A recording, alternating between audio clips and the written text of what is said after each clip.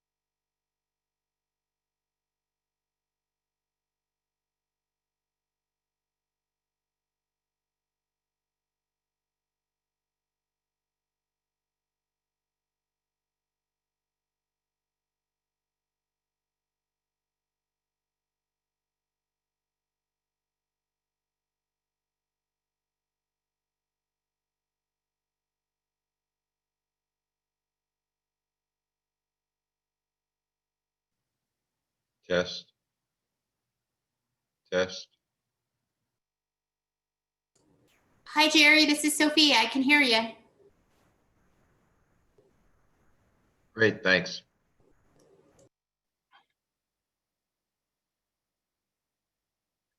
Mic test.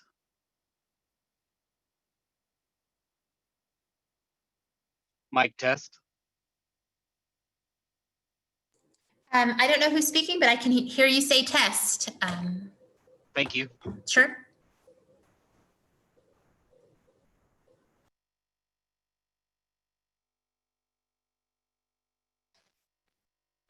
Hi, Sophia. It's Glenn. Just in case you need something from me, I'm here.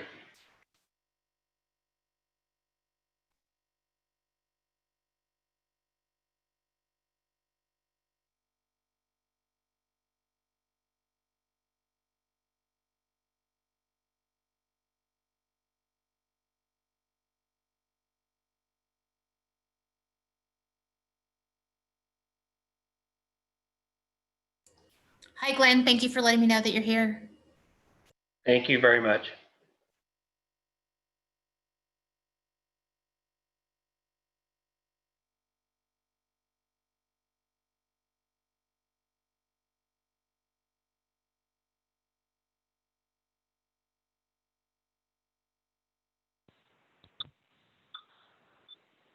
Sophia, do you have me? This is Alex. Yes, I do. Thank you.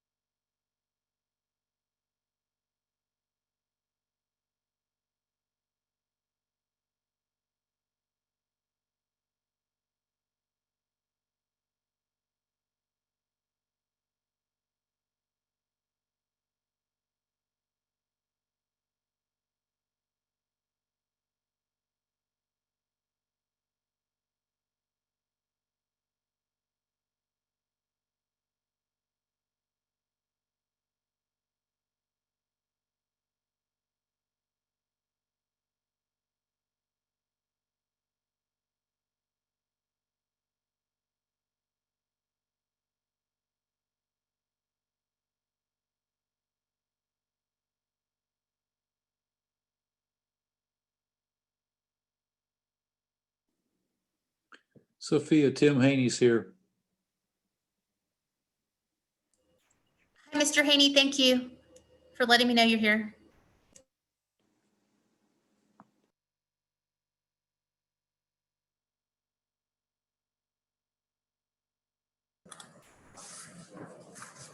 Okay, Sophia, I show 6 o'clock. We ready?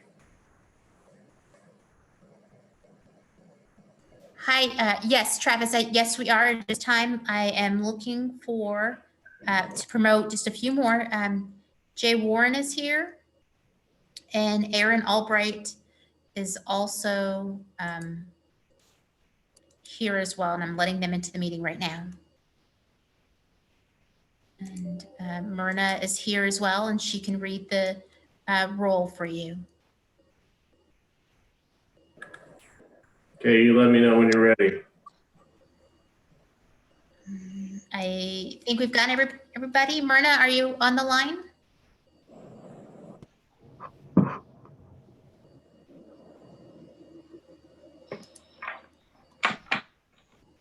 Myrna, can you hear us? Yes. Okay, I think we're ready, Travis. Okay, good evening, everyone. Today is Tuesday, November 17th, 2020.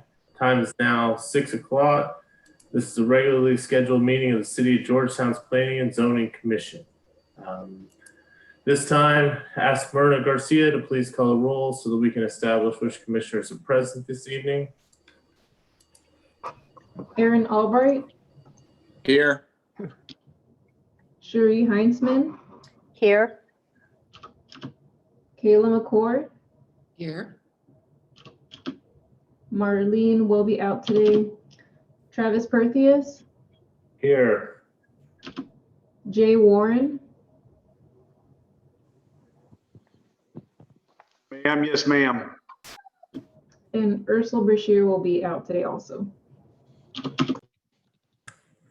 Okay, so we should have enough people, correct?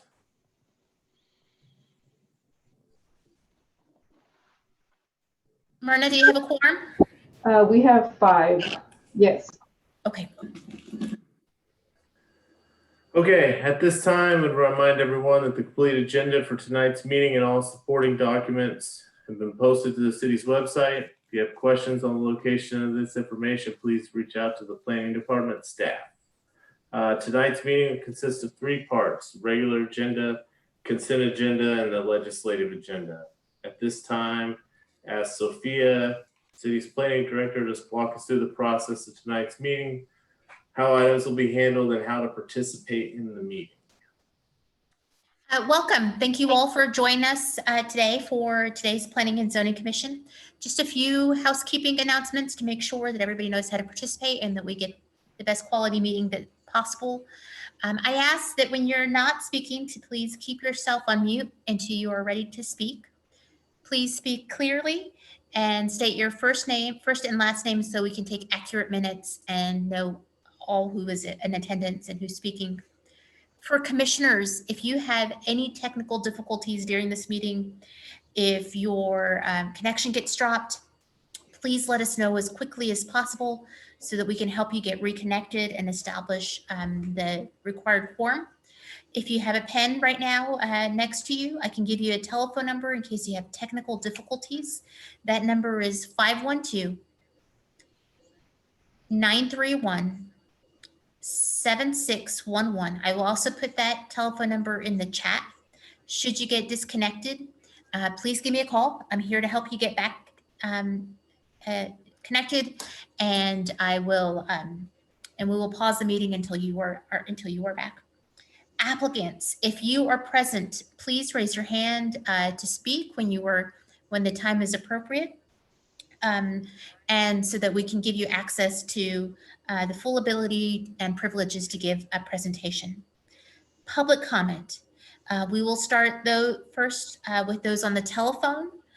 Please unmute yourself when you hear the chair call for public comment. State your name, and then we will move to those that have their hand raised or have entered their name into the chat.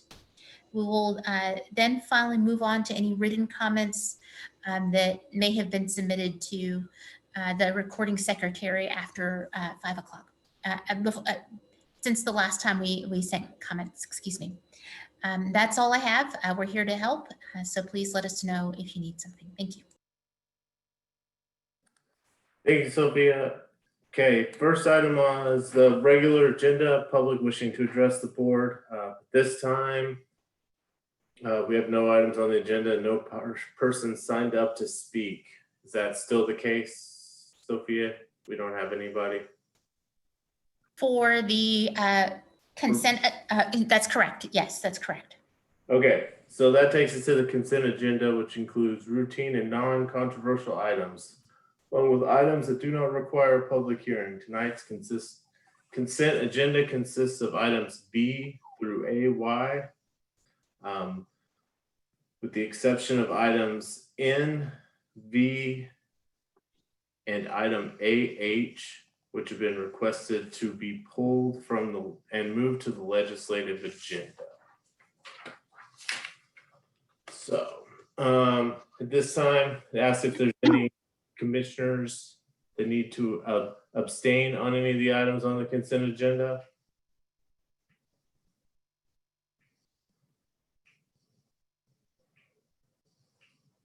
Not hearing anyone, are there any items that the commissioners would like to pull from the consent agenda? Okay, not hearing anyone, are there any items that the public would like pulled from the consent agenda? Chair, I don't see any hands raised or comments in the chat to speak at this moment. Okay, not hearing anyone there. Commissioners, at this time, the floor is open to motion. This is Kayla McCord. Move to accept the consent agenda, items B through AY as presented, with the exceptions of item N, item V, and item AH. Okay, motion by Commissioner McCord. Do we have a second? Hey, it's Jay. I second. Second by Commissioner Warren. Myrna, could you please call the roll? Aaron Albright, Yes. Sherry Heinzman, Yes. Kayla McCord, Yes. Travis Berthius, Yes. Jay Warren, Yes, ma'am. Okay, so that passes 5-0. That brings us to the legislative agenda portion of our meeting. Okay, we'll start with item N. This is file number 2020-9-PFP, consideration and possible action on a final plat. I believe this is Michael. Yes, good evening, everyone. Item 2029 PFP is a preliminary final plat for a 2-lot residential subdivision. At the time of making the report, there were still some outstanding fiscal requirements that had not been addressed. Since that time, the applicant has made those corrections. So I would like to revise the subject to read consideration and possible action to approve an application for a preliminary final plat consisting of approximately 0.28 acres in the Clements Stubblefield Survey, abstract number 558, generally located at 600 Montgomery, to be zoned or to be known as Zavella Subdivision Project 2029 PFP. Okay, thank you, Michael. Commissioners, do you have any questions for staff? Is the applicant present? Would the applicant like to speak?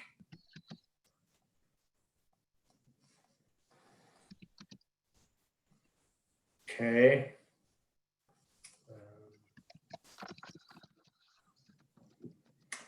All right, at this time,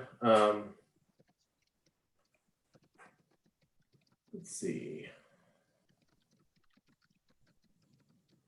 Open the public hearing. I don't believe we have anyone signed up to speak on this item. So we can close the public hearing and entertain a motion.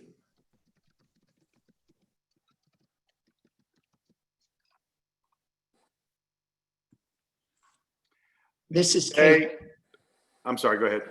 No, please go ahead. Is Jay, I move that we approve as presented. This Sherry, I second.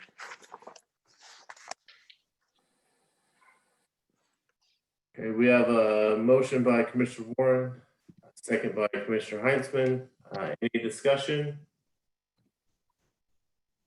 Okay, Myrna, would you please call the roll on this one? Aaron Albright, Yes. Jerry Heinzman, Yes. Kayla McCord, Yes.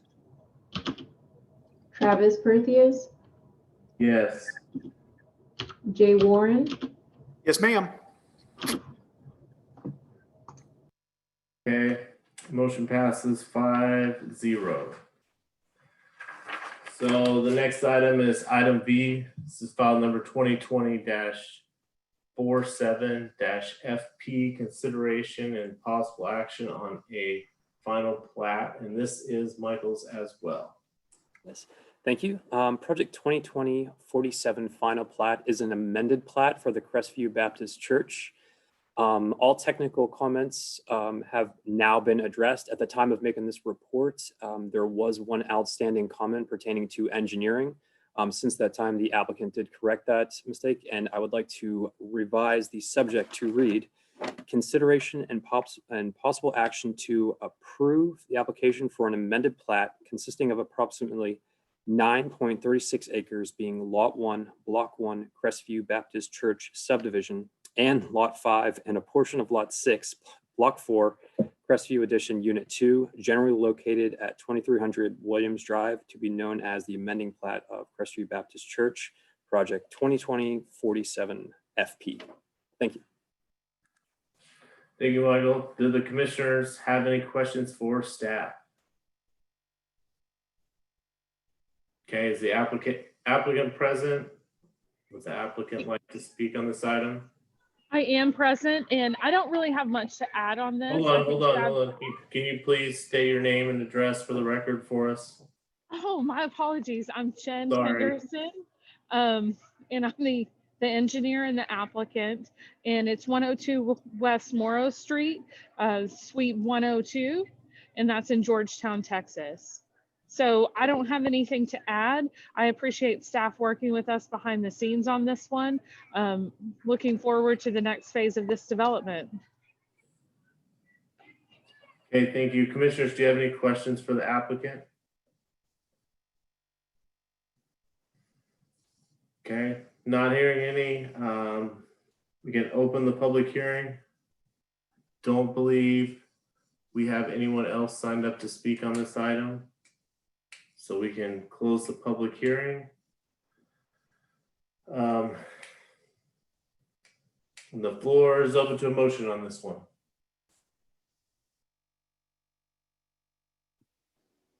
This is Aaron. Oh, go ahead, Aaron. Sure. I move to approve the applicant's request as presented.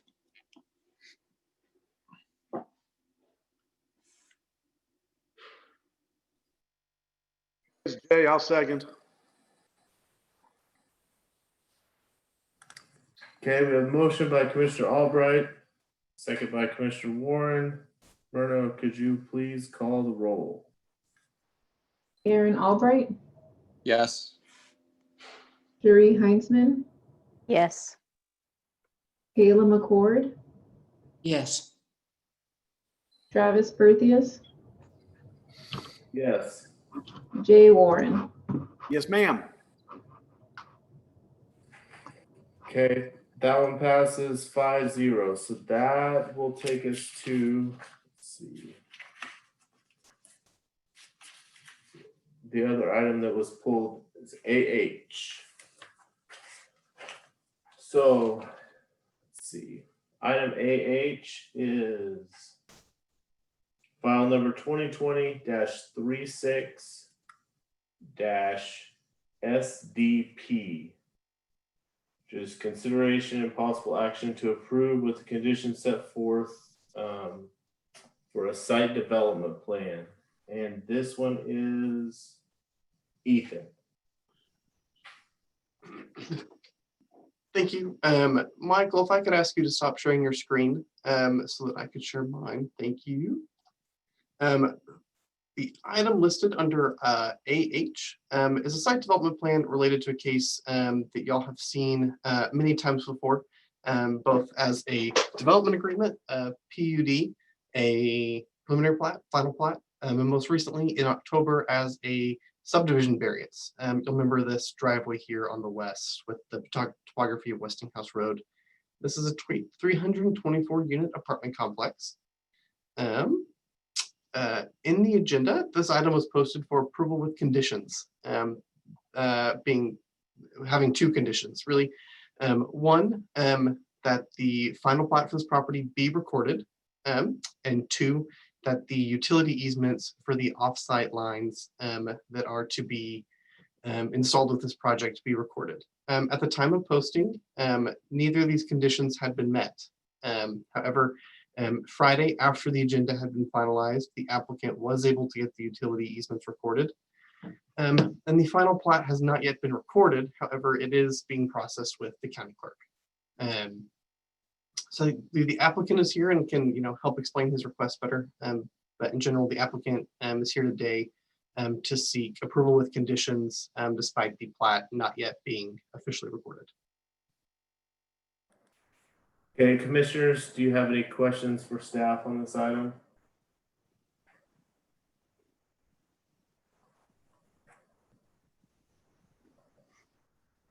Okay, is the applicant present? You said they would like to speak. Yes.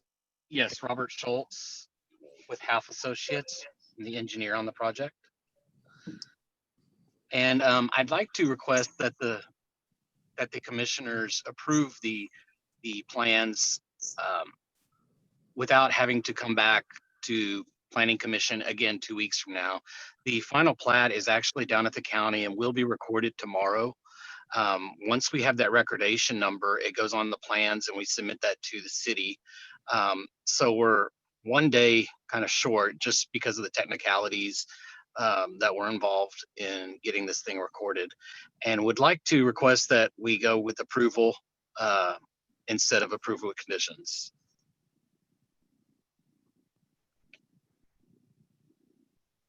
Okay, commissioners, do you have any questions for the applicant?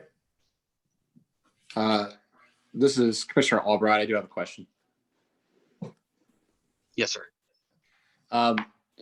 Has anything changed since we last saw this in design? We did address the question of the secondary entrance. We made it a emergency entrance only as per approved with the subdivision variance, and that's what was changed. Okay, thank you.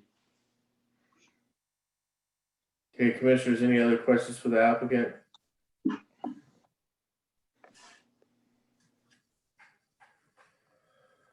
Okay, at this point, we can open the public hearing.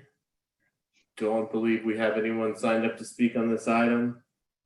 So we can close the public hearing and entertain a motion. I'd like to entertain a motion, can I ask staff a quick question? Sure, go ahead. So staff approves this and they're in favor of this. They're just waiting on the condition of having the plat approved, and that's going to happen tomorrow. So that is a known thing. That is a definitive, yes, it's going to be signed off and there's going to be a plat number and all that good stuff's going to be registered tomorrow. Is my understanding correct? So no, sir. So staff would still recommend, just with the precedent that this would set, and the approval of these public lines, that the plat does need to be approved before we, recorded, before the plans are approved. The message I received from the county clerk said that it was likely the plat would be recorded tomorrow, but it could always be Thursday. She can never guarantee her times. Okay. So, but once that is done, then you guys are in favor of moving forward and granting and passing this, yes? Yes, once the plat has been recorded, we would be in favor of approving the plans. Okay, so we're 24 or 48 hours and there's no sense then in making the guy wait 14 days for a 24 to 48 hour permit. Right, I think that the point that Ethan's trying to make is that if it goes that way, then it sets a precedent of trying to get things approved. Yeah. Without meeting all of the conditions as well. Oh, yeah, okay. All right, I wasn't looking at it that way. Okay. So, because if we let them have a 24 or 48 hour variance, was to let the next guy go a week or two, and the next guy go, well, you did that for that, so you need to do this for me, and yada yada yada yada.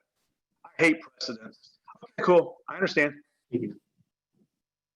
Okay, at this time, we can entertain a motion and then we can have discussion.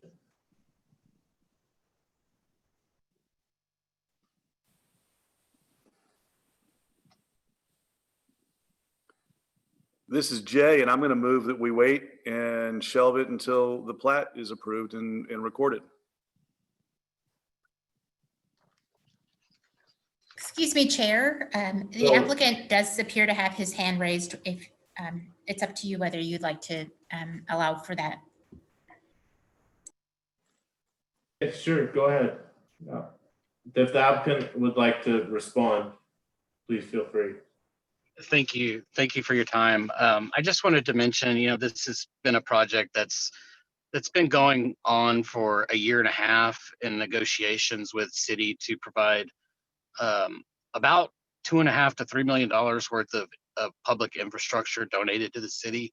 It's providing regional utilities to several other developments that will be that actually already have applications into the city for development. And we've sort of been put on hold several times due to the complexity of the project through nobody's direct fault, but just it's just such a complicated project, and getting easements and getting approvals for this and that. And then the subdivision variance came in. The constructor is actually ready to go and would like to just hit the ground running as soon as possible. And just, we'd ask that you reconsider, the request. Again, it is 24 hours that we're from gating approval, and it's not actually approval. The plat's already been signed by the Planning Commission. All signatures are on the plat. The only technicality is that it just hasn't been recorded because it takes that long to record at the county. So just one more chance to try to gain your approval, but I understand and respect your decision either way. Okay, well, thank you. So we have a motion to, let me make sure I understand that, because the way it was presented by staff is approval with conditions. So Jay, is that your? Yeah, with the conditions that, yes. So my motion is to approve staff's position with conditions. They need to get it recorded. I don't know how that's the way staff wants it done. Okay, I have a motion by Commissioner Warren. Do we have a second? Kayla McCord, I second. Okay, any discussion on this item? I have a question for Ethan real quick. So approval with conditions on this item requires them to come back? Or That's correct. The applicant already anticipated an approval with conditions this evening, just being safe. And so he actually already resubmitted the plans to be able to be on our next P&Z agenda on, forgive me here, December 1st. Sounds like a plan. okay, any other discussion items on this item? Okay, Myrna, please call the roll. Aaron Albright, Yes. Cherie Heinzman, Yes. Kayla McCord, Yes. Travis Perthius, Yes. Jay Warren. Yes, ma'am. Okay, so 5-0 on that one, approved with conditions. So that takes us to our first legislative item, which is, I believe, item AZ. This is file number 2020-8-ANX, a request for zoning map amendment. And this is Michael.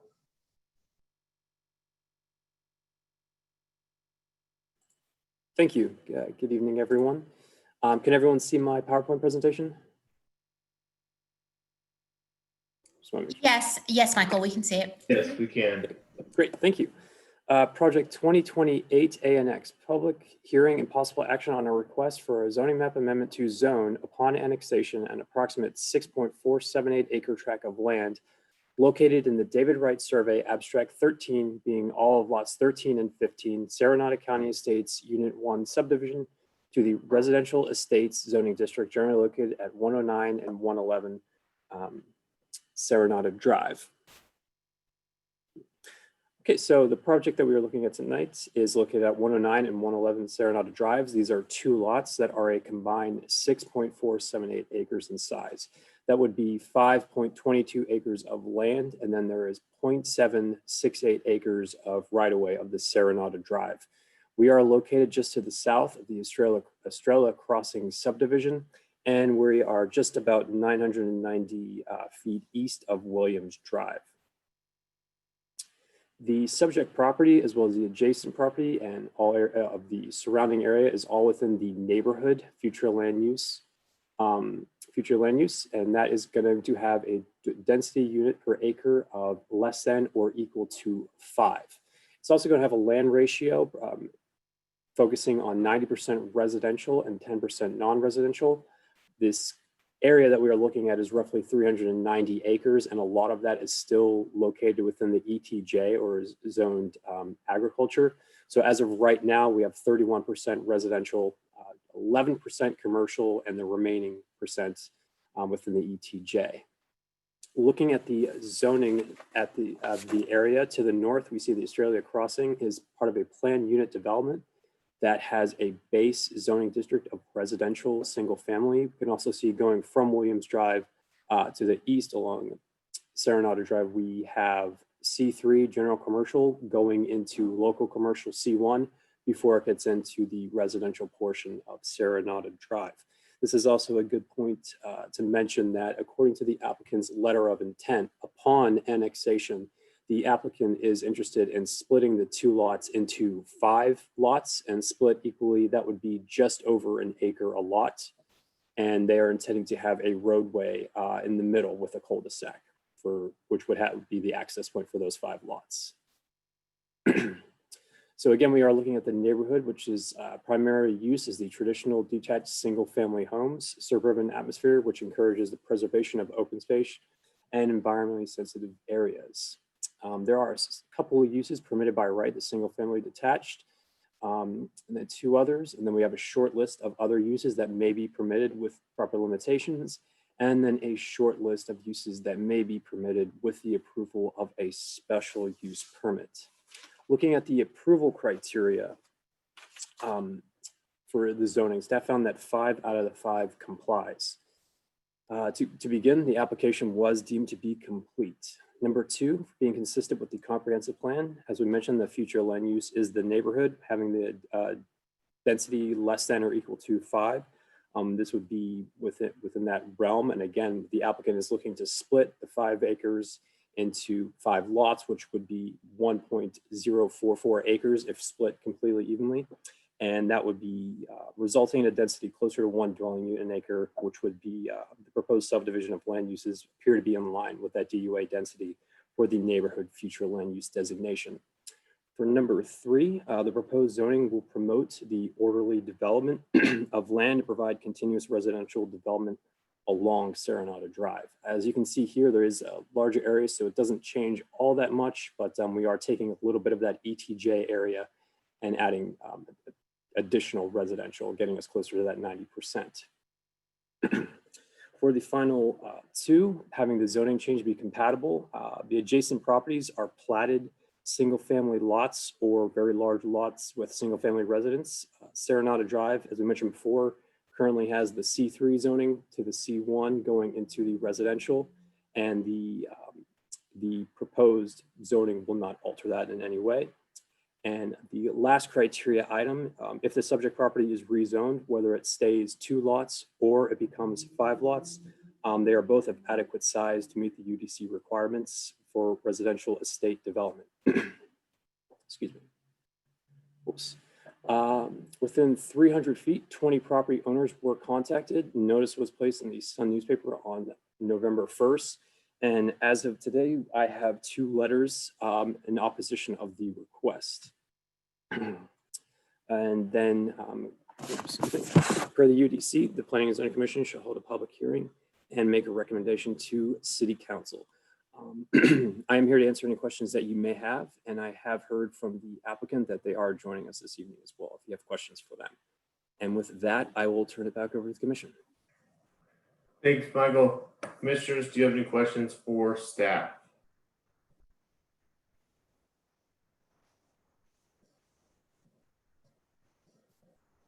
One question is, so it's going to become annexed, so wastewater is going to be being supplied to the 5 individual lots, yes? Yes, sir. There is going to be wastewater and water for the site. There's a 6-inch water line that goes along Serenata Drive, and then there's a 10-inch wastewater that goes along the rear of the property. And that's where they will be connecting. Okay, excellent, excellent. All right, so they're not going to need septic. All right, all right. So they are looking to connect to city utilities. Excellent, that was my only question. Any other commissioners have questions for staff? Okay, Michael, you said the applicant was here and would like to speak. They do not have a presentation to make, but they are here if you have any questions for them, sir. Okay, commissioners, do we have any questions for the applicant?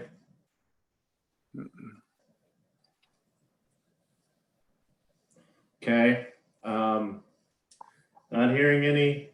We can open the public hearing. I do not believe that we have anyone signed up to speak on this item. Chair, I do not see any hand raised or any requests in the chat to speak. Oops, excuse me. It does look like someone's hand is raised. It's a Sean Culberson. Yes, ma'am. Thank you. I'm Sean Okay. Cole. I live at 107 Serenata Drive. I'm actually to the east of that, right next to it. So I just want to understand it correctly. You're going to build an entire neighborhood next to us? Is that what because this is the first I've heard of the entire plan. There'll be a cul-de-sac and 5 individual units on 1 acre lots. That's what you're asking for. I'm just trying to understand a little better. Yes, sir, that's it exactly. We sent the email. Yeah, we sent an email. My wife is on here with me. This is Sean and Carrie Culbertson. We sent an email in opposition. We didn't write a letter, but we did send an email about the nuisance it would cause of the way these lots are already set up. Currently, as you're looking, we will be kind of smashed in between. We've got commercial coming all the way from the east to west of us. And then essentially it'll be the same thing again, the crowding. We didn't buy a lot on that to do that. We bought the 3 acre lots. My wife wanted to ask something as well. No, I just think it will devalue the property of our home to have that next door to us. And that's not how Serenata was originally intended or set up. So it just seems like there's going to be a lot more traffic and a lot more noise around us, and the construction will cause a nuisance to our household. So I'm very concerned about this request. Thank you. Thank you. Sophia, do we have any other? No, sir, I do not see any requests in the chat or any other hands raised. Okay. Would the applicant like to respond?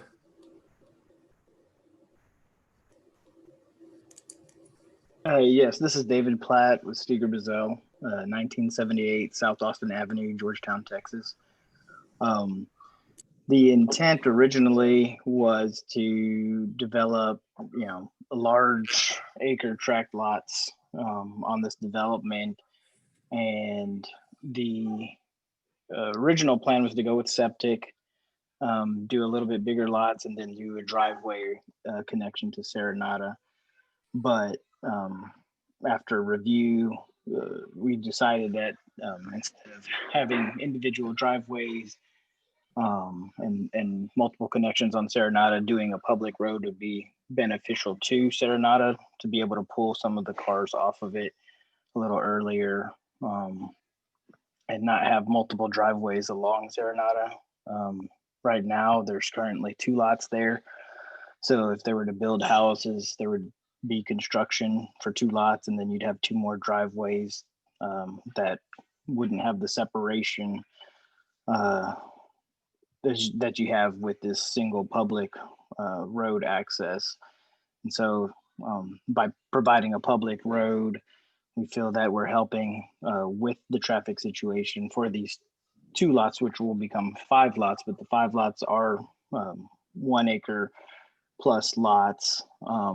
They are a little smaller than the 3 to 5 to 6 acre lots, but the applicant actually owns the property adjacent to it and lives there.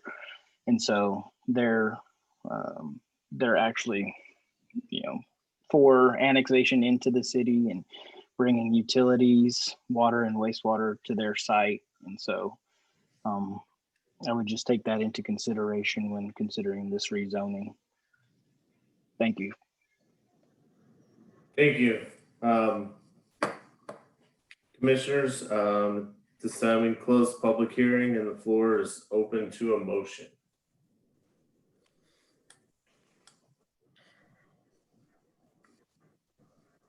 This is Jay, and I move that we approve as presented. Okay, Commissioner Warren, motion to recommend approval. Do we have a second?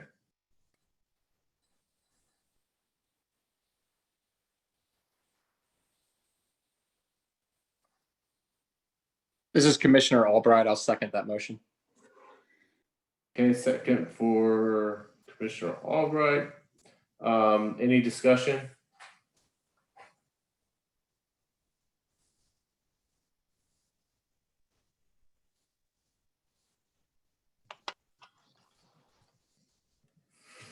Okay, please call the roll. Aaron Albright, Yes. Cherie Heinzman, Yes. Kayla McCord, Yes. Travis Perthius, Yes. Jay Warren. Yes, ma'am. Okay, so motion to recommend approval to the city council passes 5-1. So that brings us to item BA. This is file number 2020-10-ANX, a request for zoning map amendment. And this is Nat's item, I believe. Good evening, Commissioners. Nat Wagner, Long Range Planning Manager. I'm going to share my screen. Please let me know when you are seeing the presentation. Got it. Great. So what you should be seeing is the full screen presentation for the acres annexation. Hopefully you're not seeing all my speaker notes, just the main screen. Great. Yes. Thank you. Tonight before you is a consideration for an initial zoning designation for a property which is seeking voluntary annexation into the city limits. This is case 2020-10-ANX. Tonight we're talking about just the zoning only, but it is a public hearing and request for a zoning map amendment to zone upon annexation approximately 35 acres out of the F. Hudson Survey, abstract number 295, to the Business Park District, which is approximately 16 acres, and the Low Density Multifamily District, which is approximately 19.65 acres. for a property located at 1051 Rabbit Hill Road. Commissioners, the property that is subject property tonight is located in the southernmost quadrant of the city of Georgetown on Rabbit Hill Road, approximately 0.68 miles east of Interstate 35 and about a third of a mile north of Westinghouse Road. The property is currently vacant. The city of Georgetown is serving the property with water, and it is a split service for electric between Georgetown and Encore. The subject property is generally undeveloped except for an east-west oriented electric easement owned by Encore on the northern portion of the property, which I have highlighted here for you in red. The topography is generally flat. It is wholly within the Edwards Aquifer Transition Zone, but does not appear to have any significant physical or natural features which would have an impact on its development. The subject property is located along Rabbit Hill Road. To the north of the subject property is a single family subdivision, which is located in the extraterritorial jurisdiction, the ETJ, so it's outside of the city limits. East of the subject property is a tract known as Windmill Hill. That area is just east of the property. Windmill Hill is a horizontal mixed-use development that is envisioned for industrial and supporting uses and intense commercial uses and high-density multifamily to the south and east. Properties immediately to the south, identified here in the Park Central industrial area, are used for light industrial manufacturing and are developed with single-story metal buildings. Immediately to the west of the property, I've identified as Celebration Church. And north of Celebration Church is the City of Round Rock water tower.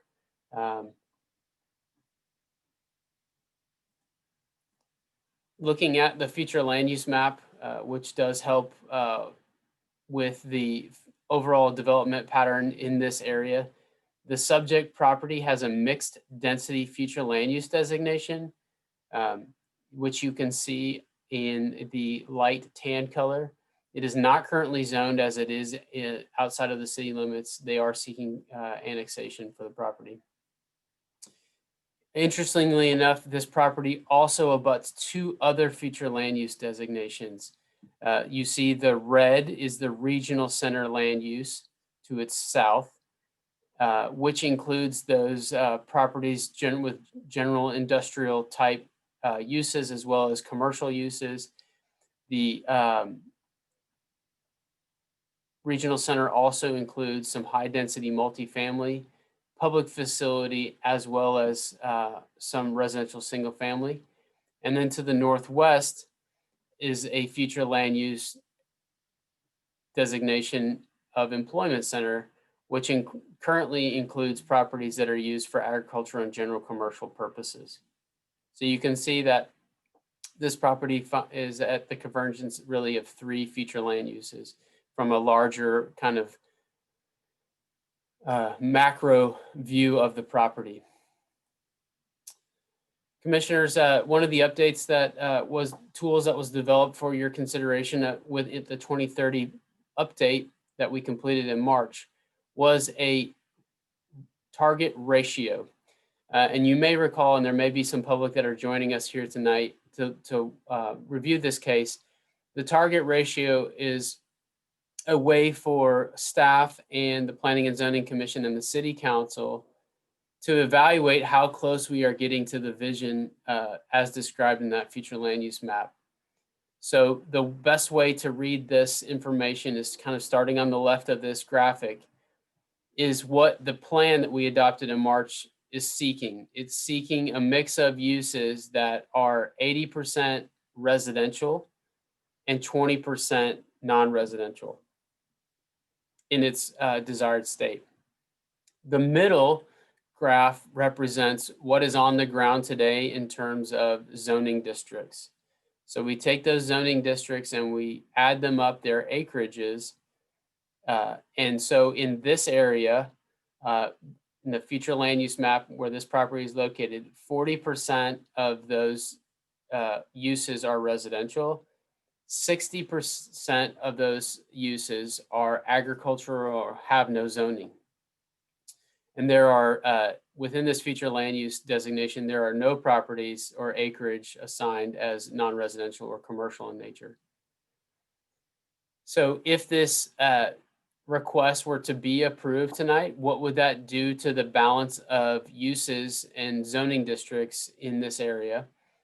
If as requested by the applicant, the multifamily 1 zoning district would add acreage to the residential zoning districts, excuse me, on the far right. So that percentage goes to 43%, closer to the 80% that we're seeking.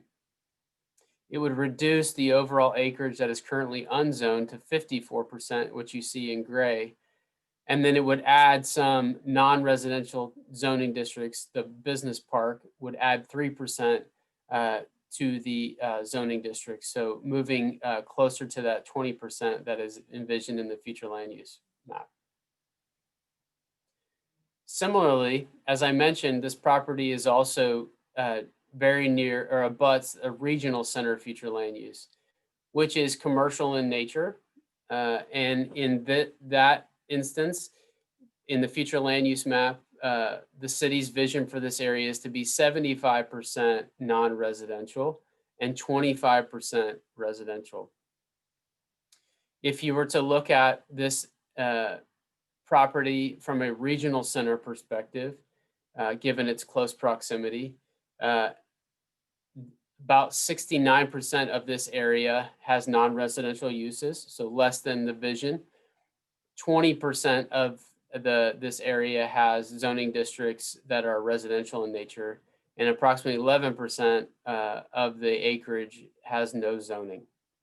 So if you were to take this request for multifamily 1 and business park and add it to the existing conditions, what you would have is you would inch a little closer to the recommendation from the 2030 plan of 75% non-residential, and you would inch a little closer to the residential uses of 24%, and you would reduce the amount of acreage that is unzoned or agriculture in nature. So looking at the property and what surrounds it, I've highlighted that the subject property is hatched in black here. As I mentioned, to the south are industrial type uses. To the west are public facilities with the church, and the acreage to the north, northeast, and northwest does not have zoning as it's outside of the city limits. So what the applicant is requesting tonight is the multifamily 1 zoning district, which provides for both attached and detached residential uses. That can take the form in several forms. It can be in the form of apartments, as you think of traditionally, condos, triplexes, and fourplexes. In terms of the zoning district standards and the way we look at assigning zoning districts is that it should have access to thoroughfares, that it can be appropriate adjacent to both residential and non-residential. And so the applicant is also requesting a business park zoning designation. So this multifamily 1 request would be adjacent to that business park. Here on the slide are the standards associated with that zoning district. And as I mentioned, there are uses which are permitted by right, those that are limited, and those which require a special use permit. The applicant is also seeking business park zoning district designation, which is designed to support office, research, light industrial, and could be part of a larger overall development that is commercial in nature. This zoning district is also appropriate to residential areas and does have anticipates to have more traffic than an office area. Also included for you tonight are the dimensional standards associated with that zoning district. And when looking at the uses allowed by that zoning district, there are uses that range from office center to small engine repair to movie production, printing and warehousing, as well as food catering and general office. There are uses which are limited in terms of their commercial nature of hotel or restaurant, fitness center, or concrete or construction type office staging. And then those that require a special use permit in terms of fuel sales or car wash. When evaluating the application and making a finding, we did receive a complete application from the applicant. We do evaluate for the consistency with the comprehensive plan. And as I mentioned, this property is in the mixed density neighborhood future land use category, which does seek a variety of housing types, prices, and forms. And so that when by form, meaning both attached and detached. This land use designation supports a blend of single family and medium density housing types, with medium density housing options which are consistent with and complementary to single family neighborhoods. It does comply in its request for multifamily 1 zoning district for the northern portion of the tract, as it is consistent with the densities of the moderate density neighborhood land use of designation of 5 to 14 units per acre. The multifamily 1 zoning district provides a transition of greater density from the Clearview Estates subdivision to the north to the more intense commercial uses south along Rabbit Hill Road. In terms of the housing element, when we think about the tools that we have to evaluate housing specifically in requests like this, we look to the housing element of the comprehensive plan. What is our vision for housing for the whole city? The 2030 housing element includes an inventory of all housing types within our planning area. And in this area in particular, is described primarily consisting of single family detached homes. Roughly 75% of all residential product in this area is single family detached. 25% of the housing product in this area is high density multifamily. So that attached dense multifamily product. It does not include the housing types supported by the multifamily zoning district, such as condos, duplexes, fourplexes, or attached single family. So we find that that's also consistent in providing a more variety of housing type. The comprehensive plan, the prime policy for the whole plan is a balance of land uses, where we look at what the mix between residential, commercial, and employment is, and how do we create transitions of both density of housing and intensity of commercial uses, so that we can reflect a gradual transition from urban to suburban to rural development. The policy emphasizes using those ratios that we talked about earlier tonight within the future land use categories, such as moderate density, to help distribute commercial development throughout the community and improve the interface between residential and non-residential. Balance according to the plan is achieved by following those target ratios for each land use category. Commissioners, we do have a partially complies on the comprehensive plan zoning change with respect to the request for business park. It complies in the sense that it meets the target ratios as the future land use calls it to do, with the 80-20 mix of 80% residential to 20% non-residential. And the 16 acres the applicant seeks for non-residential uses will not exceed the target ratio if this request is approved. We find that it partially complies with the land use designation of moderate density neighborhood, as the zoning district supports office type uses, which are supporting and secondary to the uses of the mixed density neighborhood. The business park district allows for industrial type uses such as manufacturing, which are often more intense than the office uses which this future land use designation seeks. The business park zoning, however, will provide a transition of less intense commercial uses from those that are zoned for industrial uses to the south. So if you were to drive north along Rabbit Hill Road, leaving Westinghouse, there are industrial type uses to the south, and providing a business park zoning designation would help decrease the intensity of that commercial use as you travel north along Rabbit Hill Road as you go towards the residential properties. The last criteria on this slide is about the safe and orderly development of the city. Some of the comments that were received by staff related to the condition of Rabbit Hill Road. I'd like to provide both the public as well as the commission an update on Rabbit Hill Road. The city is leading a capital improvement to reconstruct Rabbit Hill Road to a 4-lane roadway, so 2 lanes in each direction. According to our engineering department, they anticipate starting late this spring and taking approximately 10 to 12 months to improve that roadway. So we do find that the request does promote the orderly development, safe development of the city. In terms of compatibility, the property to the north is in the ETJ, is in the outside of the city limits. It does have a density of roughly 1.6 dwelling units an acre, which is similar to a density allowed within the city limits.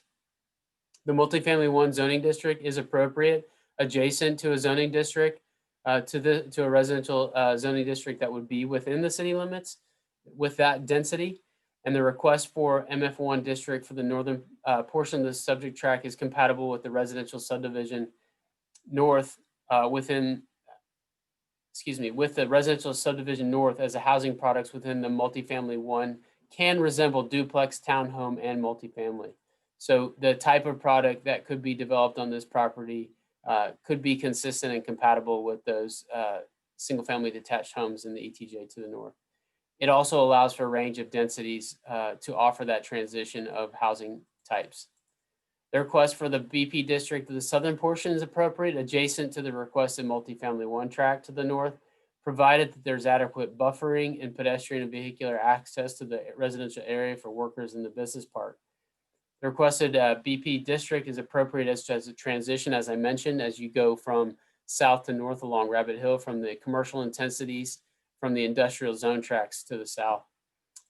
The 19-acre property proposed for low density multifamily 1 includes an approximate 100-foot wide electric easement owned by Encore that will have an impact on the size of the development. Notwithstanding that electric easement, the 19-acre property is of adequate size and shape to support the development request.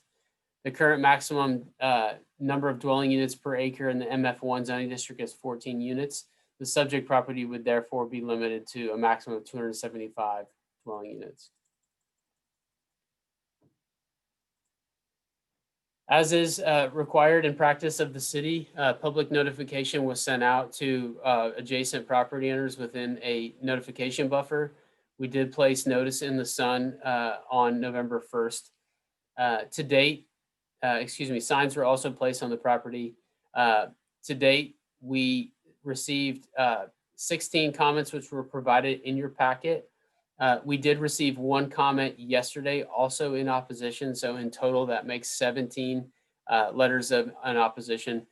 Commissioners, you do have a copy of that. I believe it was provided to you in email format earlier today.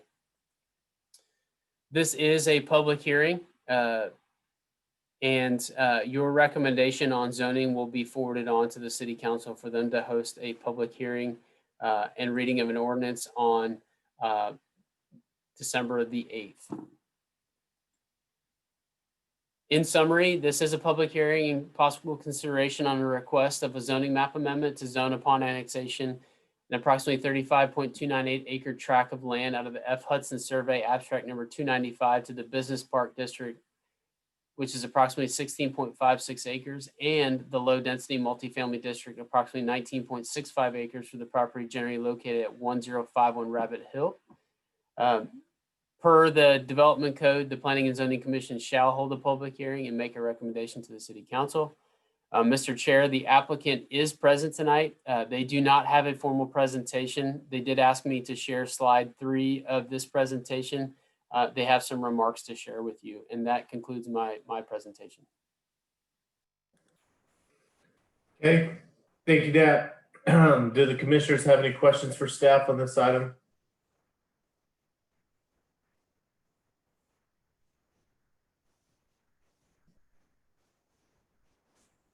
Okay, Nat, I believe you said the applicant has comments they wish to share. Yes, sir.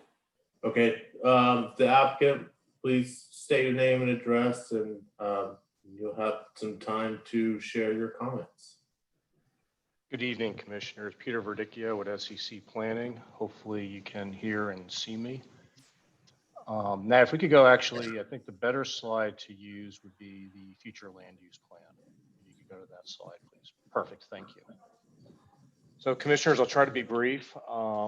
Nat has done a great job in the staff report and summary for you all. I just wanted to add a little bit of context and color to some of the decision-making, both in our conversations with the city as well as conversations with the property owner.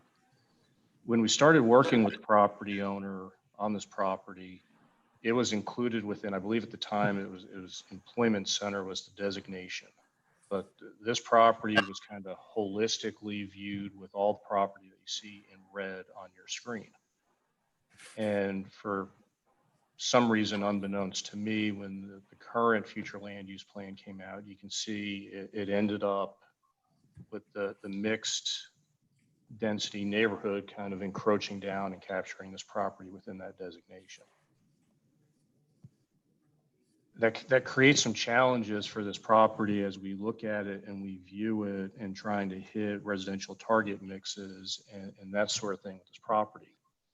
And really the first challenge starts with the overhead power line that runs on the immediate northern boundary of this property. And it runs east-west from the interstate through Terra Vista over on the 1460. And so it really kind of creates this boundary and divide that we have always viewed this property more looking towards the south than looking towards the north because of that psychological and physical barrier of the power line. With that, we have the large lot residential to the north of us in the ETJ, and then in all other directions is non-residential. From the current existing industrial uses to future zoned resident or industrial to the church. And so really what we've done is worked with staff to find a balance between comp plan target ratios and existing and proposed uses. And so the request that we ask for you to consider offers the 100-foot power line functioning as a buffer, transitioning to low density multifamily that still holds and maintains a type of scale and spirit consistent with single family residential, then transitioning to the business park zoning that would ultimately transition into the existing industrial to our south. So we feel like we've worked well with staff and our property owner client to kind of create a transition in a spot where these three future land uses all merge together with an existing power line. The last thing I would like to add in closing, I just want to speak briefly to the Rabbit Hill Road and the comments received about traffic and concerns on Rabbit Hill. Part of what has initiated our discussion here about annexing the property and bringing it into the city is the city contacted the property owner, the Armstrongs, about working towards dedication of right-of-way for the widening of the road. Those conversations continue. I saw emails yesterday between Travis and the applicant's attorney continuing to work through terms and items on that. So the applicant is a willing partner working with the city towards future dedication of right-of-way for the widening of Rabbit Hill. So we are involved in that and trying to help be a partner to solve those issues. And with that, I will close and make myself available to any questions that y'all may have. Thank you. Thank you, commissioners. Do you have any questions for the applicant?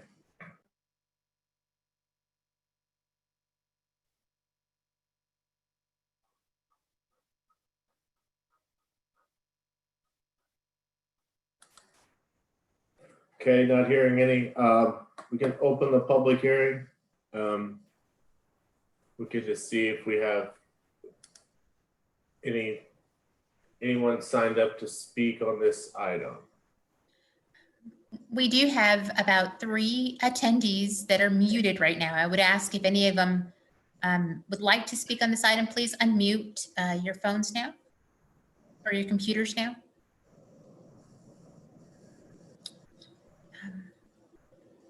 Chair, I'm not seeing anybody unmuting, and I do not have any names listed in the chat requesting to speak at this moment. Okay, that's what I see too. Okay, then we can close public hearing. Quick question for the chair. We did get one letter in today. I believe we provided it to the commissioners. Just want to make sure you got that letter, and if not, if it needs to be read into the record since it wasn't published as part of the agenda packet.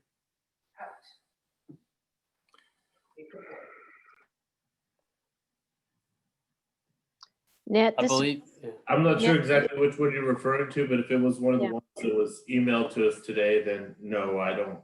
Yes. Okay, just checking. I believe it was emailed, and so it sounds like you received it. We did. Yes, so we're good. We don't, unless any of the other commissioners would like to hear it read, I'm okay without it. I have read it. Okay, at this time we can close public hearing, and the floor is open to a motion. It's Jay. I move that we approve it as presented. Okay, Commissioner Warren, motion to recommend approval to the city council as presented. Do we have a second?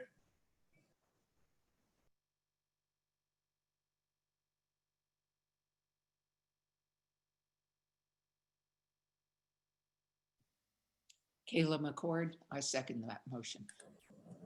Okay, second by Commissioner McCord. Any discussion on this item?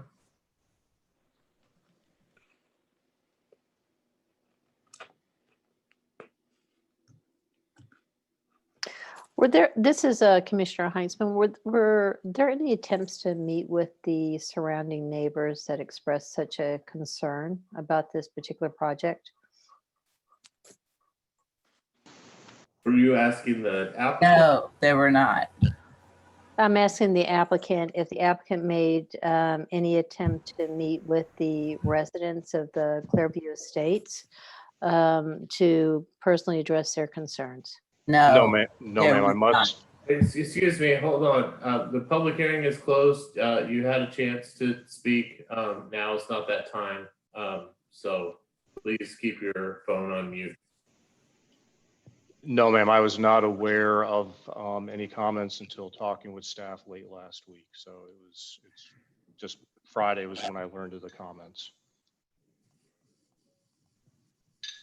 Do you have any comments at this time pertaining to these residents' concerns?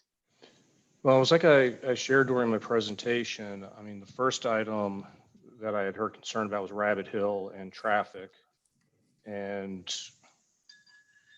the property owner has been working with city to provide right-of-way that will enable the city to widen that roadway. And as I understand it, without the property owner's land dedication, the road will remain as a 2-lane road. That's just my understanding of what I've heard. So that addresses the first item. The second, as it deals with development adjoining the property, I mean, the first item to that, if you will, is the overhead power line Encore Power easement provides a 100-foot separation. There is an existing power line in place. This isn't like we're in the middle of the fields and there's, you see nothing man-made around you. There's an existing power line that will offer a 100-foot separation between this property and the existing homes. The second is that we worked with staff and selected the MF1 in particular, like I mentioned, because of the scale of MF1.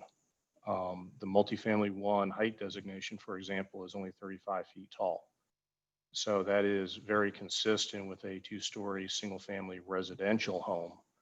We've sized the tract for anticipation of most likely a townhome, perhaps duplex product, which again fits the scale and feel of residential, existing residential in that area. So I feel like we've done a very good job of balancing the heavy industrial, non-residential in all directions around us with the balance also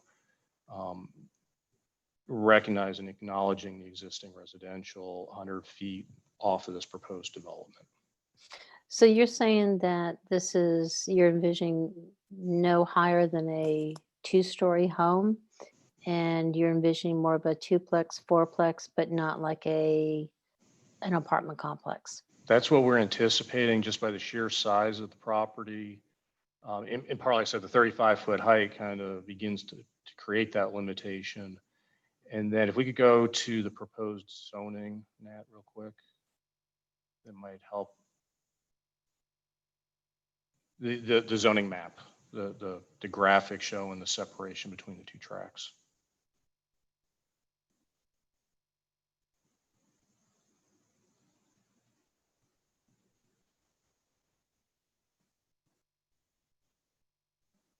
Thank you.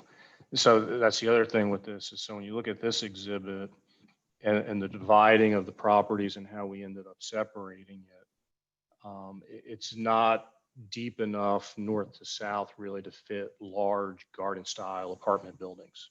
So in the separation, it really was envisioned more as, like I said, townhome, duplex, quad fitting in that property. Because it's kind of deceiving when you see that, you think, boy, this is really, you know, a nice depth.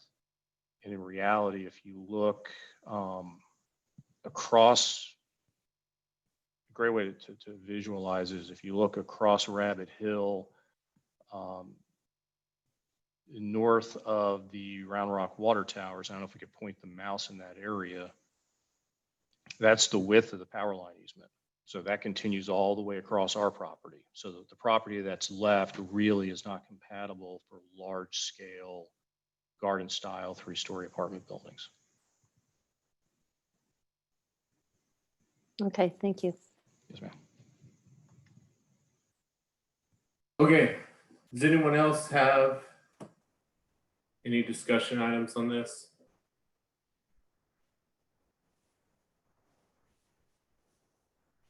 Okay, Myrna, could you please call the roll on this item? Aaron Albright, Yes. Cherie Heinzman, No. Kayla McCord, Yes. Travis Perthius, Yes. Jay Warren, Yes, ma'am. Okay, so we have four votes for recommendation of approval, 1 vote in opposition. So next item is item BB. This is file number 2000-16-8NX, a request for a zoning map amendment, and this is Michael's item. Thank you. Project 2020-16 rezoning, public hearing and possible action on a request for a zoning map amendment to rezone approximately 2.50 acres out of the James Wright Survey, abstract number 13, from the industrial zoning district to the general commercial C3 zoning district, from the property generally located 2501 North IH 35, 2020-16 REZ. Subject property we're looking at tonight is located at 2501 IH 35. What we are looking at here is the eastern 2.5 acres. The subject property that we're looking at is 2.5 acres out of a 6.5 acre site. We are located just to the north of the Industrial Park Circle and just to the north of the Vanguard Truck Center. The subject property is completely within the Regional Center Future Land Use Designation, as is the adjacent property and all the properties surrounding it. Looking at the zoning, you can see that the property is within the industrial zoning district. It has currently vacant land agriculture to the east. And we have this little strip of C3 along 35 that was rezoned back in 2015. Also, as you can see, this bar that stretches out, this property will be part of the gateway overlay, which will require a 25-foot landscaping buffer from I-35. Again, the future land use designation is the regional center, which is located around arterial roads and highways, looking at a DUA of 18 or more. Primary uses being the large retailer. The target ratio is a 75% non-residential because we are going from industrial to commercial. That's one form of non-residential to another, which is why we don't have the ratio chart shown here tonight. The general commercial has a significant amount of uses that are permitted by rights, as well as a list that is permitted with certain limitations, and then a third list that may be permitted with the approval of a special use permit. Looking at the approval of approval criteria for a rezoning, staff found that 5 out of the 5 criteria does apply. To begin, the application was deemed to be complete. Number 2, the zoning change being consistent with a comprehensive plan. Again, it is surrounded by regional center, future land use, and is intended for larger scale commercial development, which the requested general commercial C3 would be in clear compliance with that. Number 3, this would bring zoning uniformity to the entire 6.5 acre lot, reducing the chance of land use conflicts. For number 4, again, the uniformity of the lot would provide similar characteristics to the commercially zoned Vanguard Truck Center directly to the south. And lastly, the size and shape of the property would allow for the typical commercial floor plan with enough remaining land to meet the parking needs, as well as the 25-foot landscaping buffer being part of the gateway overlay. Within 300 feet, 9 property owners were contacted. Notice was placed in the Sun newspaper on November 1st, and to date, staff has not received any written comments. Again, per the UDC, the Planning and Zoning Commission shall hold a public hearing and make a recommendation to City Council. The applicant, Mr. Poole, I believe, is with us this evening. He does not have a presentation, but he is available for any questions that you may have, and I'm available as well. And with that, I will turn it back over to you.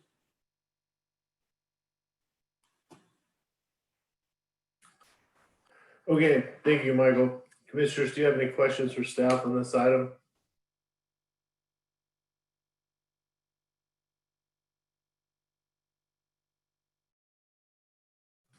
Is the applicant present?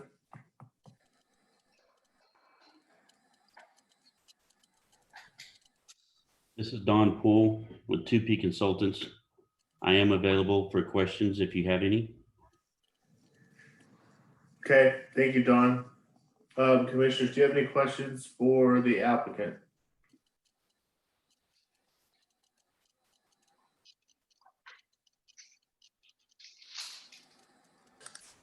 Okay, not hearing any. We can open the public hearing. If we have anyone signed up to speak, I see one person on, but Chair, this is Sophia Nelson. I do see one person on the attendees that, should you want to speak, now is the time to unmute. And I have no comments or hands raised. It doesn't look like that attendee would like to speak at this time. okay, not hearing any.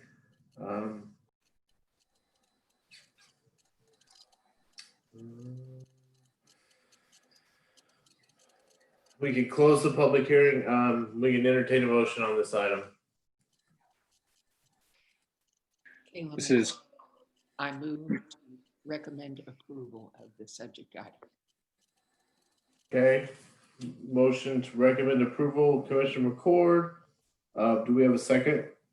This is Commissioner Albright. I second. Okay. Second by Commissioner Albright. Any discussion on this item?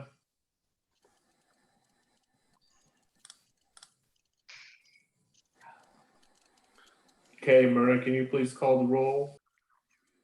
Aaron Albright, Yes. Sheree Heinzman, Yes. Kayla McCord, Yes. Travis Berthius, Yes. Jay Warren. Yes, ma'am. Okay, motion carries.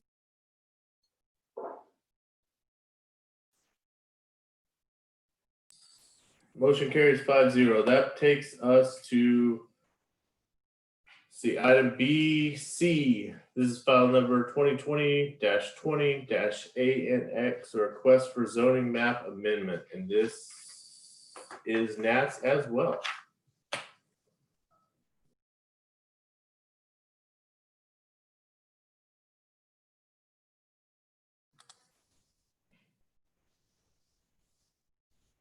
Sorry, did everybody get that? Just making sure. Okay, can you see my screen there? We can see your screen. Yep. Thank you. Yes, okay, project 2020 REZ. This is a public hearing and possible action on a request for a zoning map amendment to rezone approximately 0.36 acres out of the Nicholas Porter Survey, abstract number 497, from residential single family zoning district to the office zoning district for the property generally located at 2405 Oak Lane, project 2020 REZ. All right, so yes, this subject property is located at 2405 Oak Lane, and this is part of the Crestview Baptist Church community. The property is 0.36 acres in size, and we are located at the Oak Lane and Power Road intersection, and we are roughly 330 feet south of Williams Drive. As you can see in the future land use designation, the entire property is located within the special area use. This is because we are part of the medium density mixed housing, which is part of the Williams Drive Gateway Plan. It's a little difficult to see in the color here, but in between this pink color and the border line, there is a small avenue of this lighter brown color, which is the medium density housing. As you can see here, the primary use is the medium density residential, but the secondary use does permit office and civic uses. Looking at the zoning map, we can see that the subject property is located within the residential single family zoning district. We do have residential also across Oak Lane, across Power Road, and also Catacorner across Power Road. To the north and to the east, we have the office zoning district. And you can see here further to the east, you have the Crestview Baptist Church, which is part of a plan unit development with the base zoning district of C3. I should also note that this property here in between the RS and the church, this property here is also used by and owned by the church. The zoning district that the applicant is proposing is the office zoning district. You can see that there are several uses here that are permitted by rights, just about an equally long as list for uses that may be permitted with certain limitations. And then we have a small handful of uses that may be permitted with the approval of a special use permit. Looking at the approval criteria for rezoning, staff found that 5 out of the 5 criteria does apply. To begin, the application was deemed to be complete. Number 2, as we showed on the map, the medium density for the Williams Drive plan displays that both civic and office are acceptable secondary uses. Number 3, for the safe and orderly development, this would allow for continuous office zoning district at the Power Road and Williams Drive intersection, and this would not negatively affect the health, safety, or general welfare of the area. For the remaining 2, for the zoning change, this would be directly adjacent to 3 other office zone properties, bringing the properties into uniformity.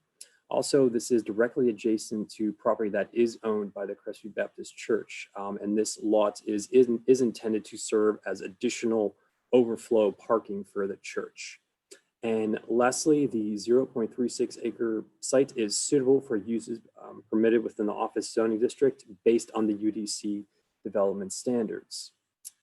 Within 300 feet, 20 property owners were contacted.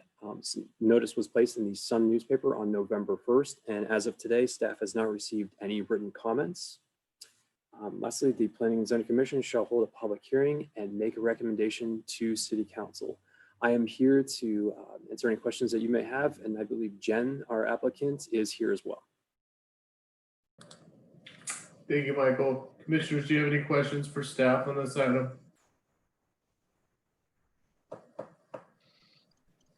Okay, like I said, the applicant was here. Would the applicant like to speak? That's right, I am here. I'm Jen Henderson, 102 West Morrow Street, Suite 101, Georgetown, Texas. I don't have anything to add, but I really do appreciate all the work that staff has put in on this one in getting us to this point. It's been quite an uphill battle with this particular piece of land, and I appreciate what they've done.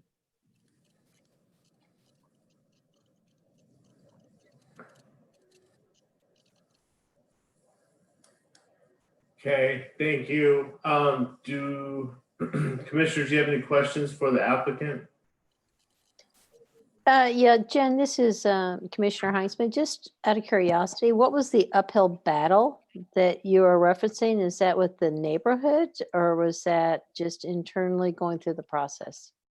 Oh, that's a great question, actually. So we've had the church owns several properties right there, and we initially wanted to replat. You saw that replat earlier tonight.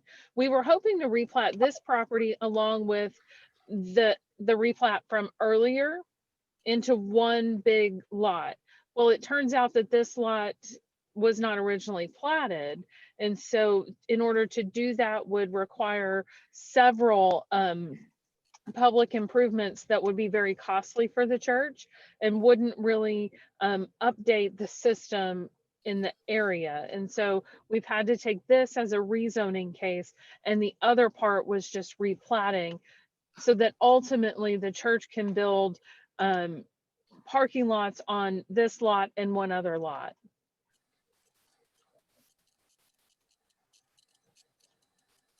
Got it. Okay, thank you very much for that. Appreciate that. Yep, thank you. Commissioners, any other questions for the applicant?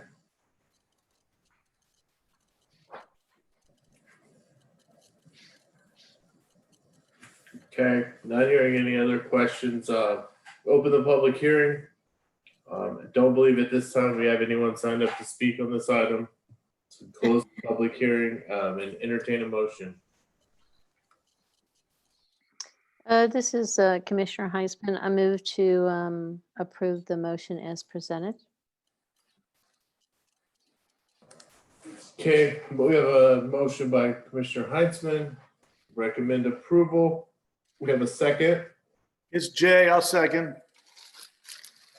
Commissioner Warren, second. Any discussion on this item?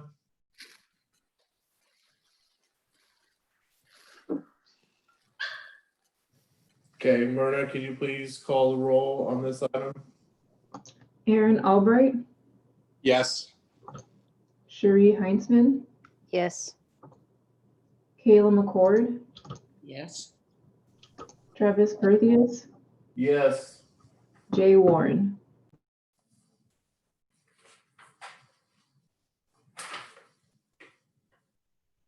Yes, ma'am. So motion carries 5-0. The last item BD, which Sophia, that item has been pulled. Yes, that is correct. That item will be renoticed whenever it is ready to come back to you. Okay, so in that case, the final item on our agenda is BE, which is update from any other boards and commissions. Sophia, do you have any updates this evening? Yes, thank you too. One, you saw Michael today on a few of his items, and just a day or two, Michael will celebrate his second work anniversary here with the planning department. So many thanks to Michael for all the good work that he's done and that you've seen over the last couple of years with his staff reports and presentations. Another announcement is that if you come to see us here at the planning department, our front door is now facing MLK rather than the alley that is between the library and our building. So our front door now mirrors the city hall across the street. So if you want to come see us or you're coming to do business, please come in through that way. Andrena is continuing to do a great job with the UDC Advisory Committee and working through the amendments that we've shown you before. They have tackled a lot of good work on landscaping and trees, and so you'll continue to see that work in the next couple of months as we give you an update there. But that's all I have. Thank you. Okay, and then a reminder that our next scheduled meeting is December 1st, 2020. And at this time, ask for a motion to adjourn. This is Commissioner Albright. I motion to adjourn. Also, good job stepping in as chair tonight, Travis. Well, thank you. This is Commissioner Heisman. I second the motion to adjourn. Good job, Travis. Thank you. The goal was to maybe talk slightly less and make it through the meeting a little quicker. Good goal. Very good goal. So, Myrna, can you call the roll?